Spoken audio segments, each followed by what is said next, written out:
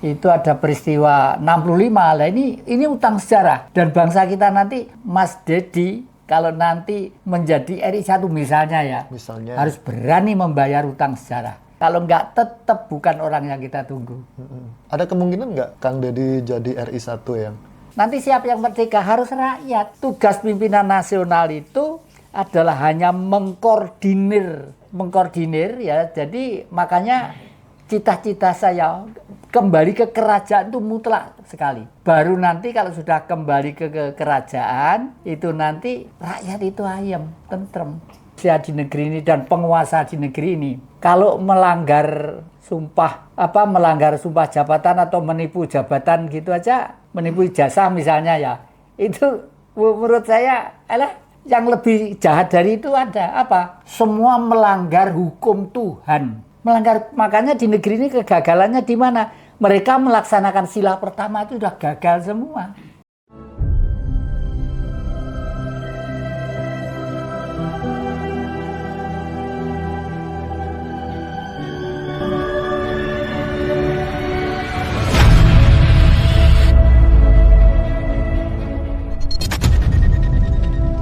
Ini kan di era sekarang ini banyak terjadi fenomena, terutama orang Jawa modern justru melupakan akar spiritualnya sendiri. Itu seperti apa tanggapannya? Lepas dari kondisi yang ada secara umum, tapi kelihatannya sekarang itu adat ya, budaya adat dan tradisional justru mulai ke permukaan. Dan mereka tidak ada rasa takut.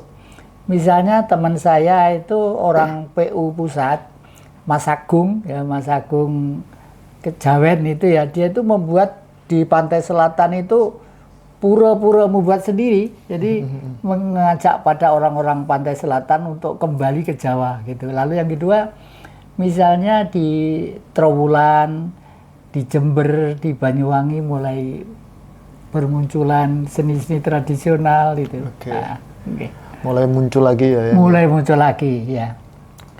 Lantas kenapa sosok seperti Kang Deddy Mulyadi yang ada di Jawa Barat sekarang menjabat sebagai gubernur Jawa Barat itu loh yang membela akar budaya justru terlihat berjuang sendirian? Itu kok bisa seperti itu? Kenapa ya? Jadi itu membuktikan bahwa yang disampaikan yang tadi itu benar. Di tengah-tengah mayoritas orang yang lupa terhadap leluhur dan bumi yang kita miliki, Mas Dedi muncul sebagai salah satu, malah dianggap aneh ya. Iya. Dianggap aneh, tapi menurut saya sangat istimewa. Sangat istimewa, malah dampak dari Mas Dedi itu orang Jawa Timur podo berteriak-teriak tentang gubernur Jawa Timur. Bagaimana gitu ya. Membanding-bandingkan gitu. Membanding-bandingkan ya. Dan ibu-ibu kelihatannya mulai bangkit semua. Dan kebetulan bulan April ini saya terkejut ya. Pada waktu itu ada pameran keris di UB, di Universitas Brawijaya. Terus saya tidak ikut pameran, meskipun saya diundang ke situ karena saya penggemar keris kan. Tapi saya itu kan orang Jawa. Saya hitung hari ini Pon Wage Kliwonnya itu warnanya merah. Nggak boleh kita itu sampai bursa keris, nggak boleh, itu etika Jawa ya. Terus saya mendatangi Sarasehan. Ternyata di situ ada satu kejutan baru bahwa 19 April adalah Hari Humor Internasional. Jadi besok rencana saya kalau punya rezeki pelawak-pelawak saya kumpulkan ya, karena mereka itu membuat gembiranya orang ya. Berarti rencananya semua pelawak di Nusantara ini mau dikumpulkan? Ya, mudah-mudahan ada waktu, dan kalau rezeki itu mesti kita tergantung usaha kita ya. Apakah negeri kita ini sudah lupa jati dirinya sampai orang seperti Kang Deddy harus berdiri sendiri menjaga warisan leluhur? Lupanya itu sudah sejak tahun 1974 kurang lebih ya. Ketika itu Pancasila itu sudah dirubah pada waktu Orba itu ya. Semula itu simpel sekali, Pancasila itu hanya 5K. Ketuhanan Yang Maha Esa, kebangsaan, kemanusiaan, kerakyatan, keadilan sosial, titik. Nah, lalu pada waktu Orba itu ada peristiwa 65. Lah ini utang sejarah. Dan bangsa kita nanti, Mas Dedi, kalau nanti menjadi RI 1 misalnya ya, harus berani membayar utang sejarah. Kalau enggak, tetap bukan orang yang kita tunggu. Ada kemungkinan nggak Kang Dedi jadi RI 1 yang? Akhir-akhir ini dari Keraton Jogja, saya itu sering dikomunikasi terus. Malah hari ini perjalanan menuju ke Padepokan, mau konsultasi masalah bagaimana kalau Kang Dedi itu kita surung ya untuk menggantikan apa yang ada ini. Mungkin bahasa umumnya itu masih baik di antara yang terjelek itu. Ya toh? Intinya ke sana intinya itu. Nah, kita ini sebagai warga Jawa Timur, harapan Eyang ini melihat fenomena Kang Dedi Mulyadi ya, seperti yang kita bicarakan tadi. Harapan Eyang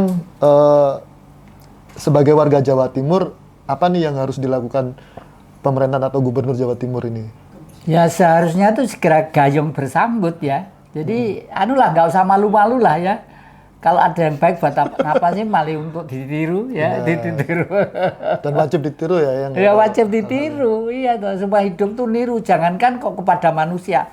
Manusia pertama kali hidup tuh yang ditiru apa? Perilakunya binatang. Waktu itu kan belum ada sekolahan, belum ada pondok pesantren, belum ada universitas, belum ada sekolahan. Orang hidup tuh yang ditiru oleh yaitu binatang. Itu sudah tertera di dalam perisai Garuda Pancasila. Itu saja, mulai dari presiden sampai RT itu loh, semua di kantor ada itu. Tapi saya yakin mereka tidak tahu semua. Kalau tahu itu gampang. Merintah bangsa Indonesia itu gampang, nggak usah diuber-uber gini. Loh, apa ada bumi yang wit godong kates tumbuh sendiri, pisang tumbuh sendiri pinggir-pinggir jalan. Kalau nggak surga nyata di dunia ini ya. Iya, jadi nggak diopeni ekonominya wis warek. Cuma permasalahannya bagaimana yang saya katakan tadi itu jiwanya tuh ayem, tentrem, damai itu. Jadi kebahagiaan tuh belum tentu kalau pegang duit ya. Nah, itu. Melihat fenomena pemimpin kayak Kang Dedi Mulyadi ini, saya pribadi sebagai warga Jatim itu iri Eyang. Kira-kira pesan-pesan dari Eyang Jati buat gubernur, saya sebut nama aja, Kofifa, itu apa Eyang? Pesan saya ya jangan promosi durian aja lah ya.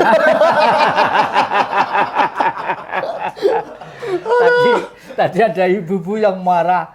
Ini saya nirukun ibu-ibu di viral ya. Bu Kofifa, saya itu warga Jawa Timur asli.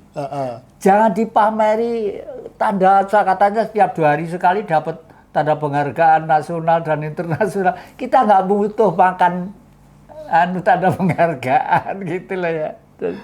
Terus itu artinya kan rakyat kecil sudah seperti itu. Itulah Jawa Timur hebatnya.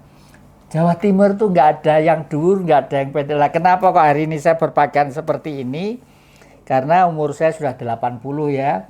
Saya ingat pada waktu 2008 diangkat sebagai Prabaraja Jagat Jawa, sebagai Raja Jawa yang memimpin, mengkoordinir raja-raja seluruh Indonesia. Oleh karena itu akhir-akhir ini saya komunikasi terus dengan kerajaan-kerajaan, dan hari ini dari dalam Ngayuk Jogarta, Dr. Sriono, dosen Gama juga sedang berjalan dengan Dr. Edi dan Insinyur Edi dan Dr. Sofyan. Rencana saya apa? Rencana saya ini Republik Pancasila, Republik Indonesia yang dipimpin Mas Prabowo, saya panggil Mas saja. Dulu saya sering gini, ini Republik Pancasila. Ini yang ngarang Mbak Astrid itu. Re itu kembali, publik itu rakyat. Kembali ke rakyat. Nanti siapa yang merdeka? Harus rakyat. Tugas pimpinan nasional itu adalah hanya mengkoordinir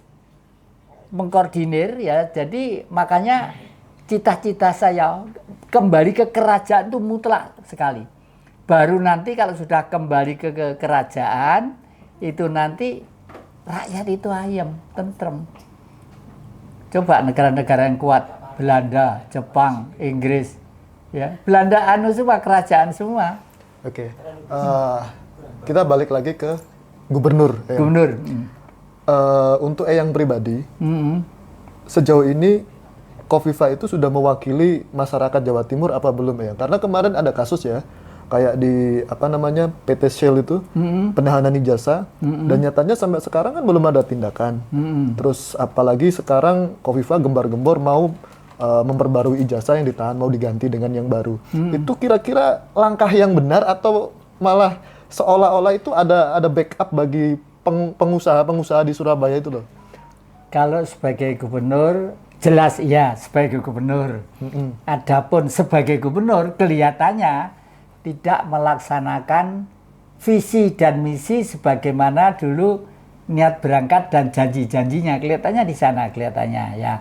Untuk itu saya sebagai masyarakat Jawa Timur, dan kemarin beberapa hari yang lalu itu sudah saya didatangi depokan saya, kerombongannya Pak di Bupati Malang tuh siapa namanya Pak Bupati Malang tuh?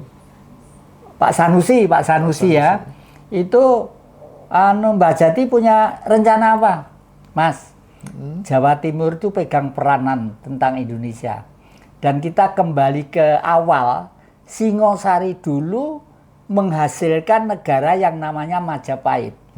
Dan Majapahit kuat karena otak dan rasionya sudah digembleng sedemikian rupa dengan visi dan misi yang jelas, yaitu di penataran. Oleh karena itu segitiga bermudanya adalah Singosari, Trowulan, Blitar. Itu adalah segitiga bermuda yang harus kita terus pererat. Penataran itu kan ditatar, digembleng, di penataran ya, penataran gitulah. Kembali ke masalah manusia di negeri ini dan penguasa di negeri ini. Kalau melanggar sumpah jabatan atau menipu jabatan gitu aja, menipu ijazah misalnya ya, itu menurut saya yang lebih jahat dari itu ada apa? Semua melanggar hukum Tuhan. Makanya di negeri ini kegagalannya di mana? Mereka melaksanakan sila pertama itu sudah gagal semua. Gagal semua. Iya, karena oleh karena itu 2019 saya membuat buku 99% manusia di dunia gagal paham tentang Tuhan. Oh. Iya. Makanya ngawur-ngawur ya? Iya, ngawur-ngawur. Misalnya ya, korupsi uang 10.000. Oh, 10.000 beli cuimi kok enak. Padahal uang itu uang kas negara. Terus besok lagi ada 100.000 beli sate, karo gulai. Loh kok enak? Gitu ya. Ya, itu ya. Terus lama-kelamaan jadi biasa kan. Setelah itu lalu sholat. Perasaannya kalau sudah sholat itu diampuni, nggak bisa Mas. Nggak bisa. Ini kita bicara tentang keadilan ya. Sekarang kan kita lihat banyak gerakan membela tanah rakyat kecil dan warisan budaya yang. Kenapa justru tidak dilindungi undang-undang? Ya karena yaitu tadi saya katakan sejak masuk ke tahun 65 itu kita itu sudah bukan bangsa Indonesia lagi ya. Otak kita itu sudah dibuat sedemikian rupa, termasuk kurikulum pendidikan dirubah, lalu maaf ini ya, fanatisme agama itu didorong ke depan untuk supaya menonjol. Jadi mereka berlindung dalam agama dalam tanda petik. Kekeliruannya di situ. Lebih cenderung ke golongan gitu. Ke golongan ya toh, kalau orang mati demi kepentingan agama belum masuk surga. Kalau mati demi kepentingan keluarga belum masuk surga. Tapi kalau sudah berani mati di tiang salib, Tuhan Yesus maaf pinjam budaya orang Nasrani ya, disalib, dipaku. Apa yang dikatakan? Ya Bapakku, ampunilah mereka, sebab mereka sebenarnya tidak tahu apa-apa. Itu kan mulia banget. Itu berarti bahwa tubuh ini sanggup untuk musnah karena demi kepentingan bangsa, itu baru surga. Yang patut dicontoh seperti itu. Nah, iya. Berarti pemimpin tertinggi di Jawa Timur ini belum mewakili kita semua. Waduh, jauh Mas, jauh, belum. Oleh karena itu, ini saya pernah berkali-kali dipancingi sama kawan-kawan itu nanti ada Satrio Piningit, banyak Satrio Piningit ribuan. Tapi yang ditunggu siapa? Satrio Pinilih. Kalau Satrio Piningit hanya satu, Mas. Nggak mungkin. Piningit banyak. Orang nasionalis banyak, wes. Tukang becak di Malang itu ya. Ada yang padahal tuh orangnya itu jalannya itu nggak seng-sengan gini. Becaknya itu dikuasai merah putih, banyak tuh isi banyak itu loh. Itu kan nasionalisme. Padahal secara umum nggak normal orang itu. Tapi hatinya normal, mulia. Mulia ya. Iya. Yang apa jadinya ya Indonesia 20 tahun ke depan kalau semua pemimpin seperti Kang Deddy Mulyadi dimatikan perlahan oleh sistem? Ya. Ya dengan viral menggeliatnya si Gibran anak kemarin sore yang dikondisikan sedemikian rupa secara paksa. Itu secara paksa? Oh, saya pakai istilah secara paksa. Bagaimana tidak? Wong sebelum satu secara politik tidak memenuhi syarat. Kedua kali secara umur tidak memenuhi syarat. Tapi bapaknya pinter. Orang-orang KPU sama orang-orang ini diganti dulu kan. Diganti orangnya. Ya ada yang saudaranya, ada yang ini, ada yang ini. Baru diangkat lah. Targetnya kan dia itu untuk menjadi RI 1. Saman bayang nih, sama narek nom ya. Nek Republik Indonesia Sabang Merauke, Roti Morotai ya, dipimpin anak kemarin sore yang tidak pengalaman politik, apa jadinya? Ini yang ditunggu Barat.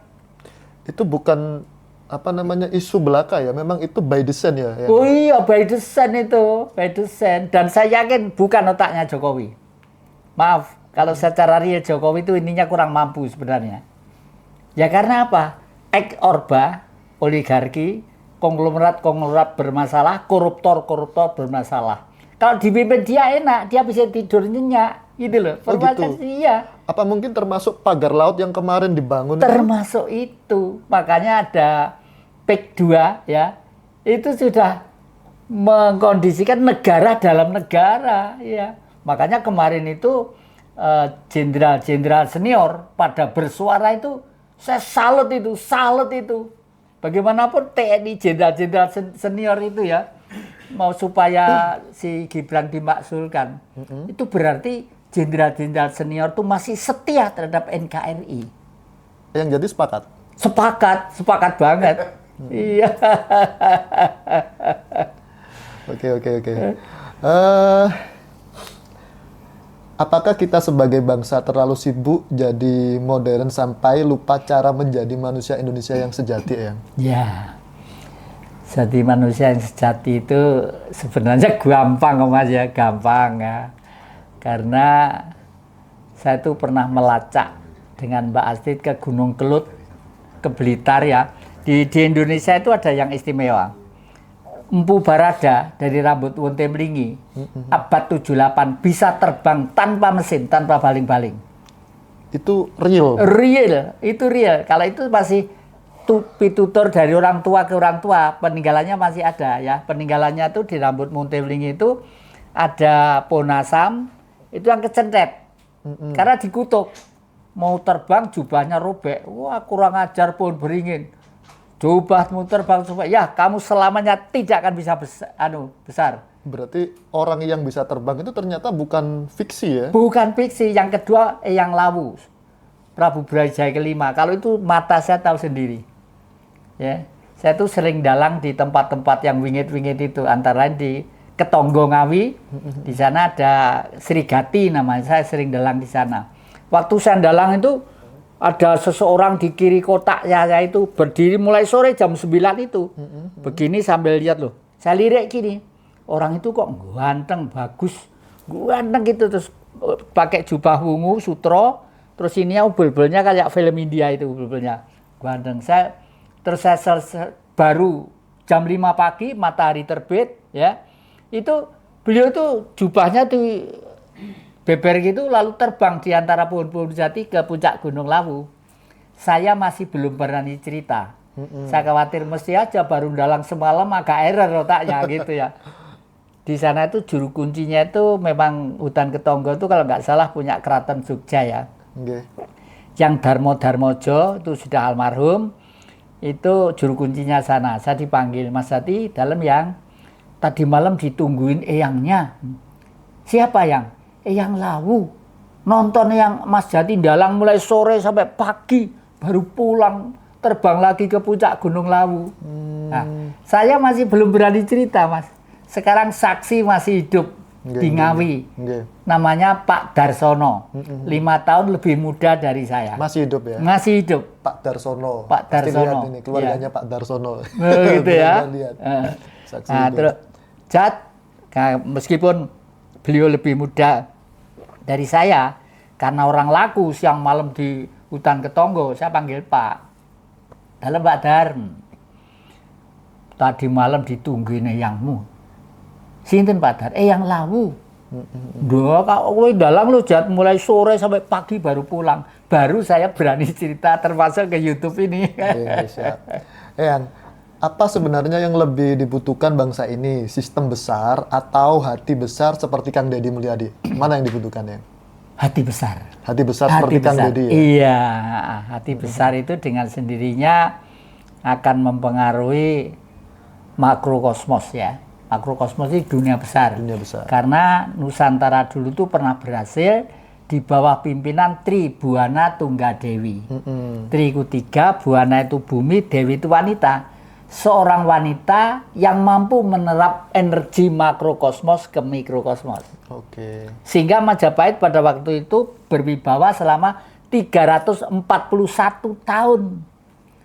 Kewibawaannya 2/3 dunia. Loh, itu mbah-mbah, sampean mbah-mbah kita semuanya. Ya kulitnya ya gini, ya ganteng gini, kalau laki loh ya. Ya cantik itu. Jadi leluhur kita itu keren-keren ya? Waduh. Dan itu sudah diprediksi oleh seorang ahli sejarah dan antropologi dari sana, Profesor Dr. Antonio Sebastian ya, itu dari Eropa, bahwa setelah Atlantik tenggelam, di dunia ini sisanya manusia yang cerdas otaknya sekarang menjadi bangsa yang disebut bangsa Nusantara Indonesia ini loh. Itu cerdas-cerdas ya, memang benar. Orang Barat bisa terbang menemukan baling-baling yang bisa bawa awak pesawat ya. Orang kita pakai jubah aja. Pakai jubah terbang ya. Iya. Itu saya keinget film kartun masa kecilku, Dragon Ball itu kan super saya, bus. Iya, iya. Iya.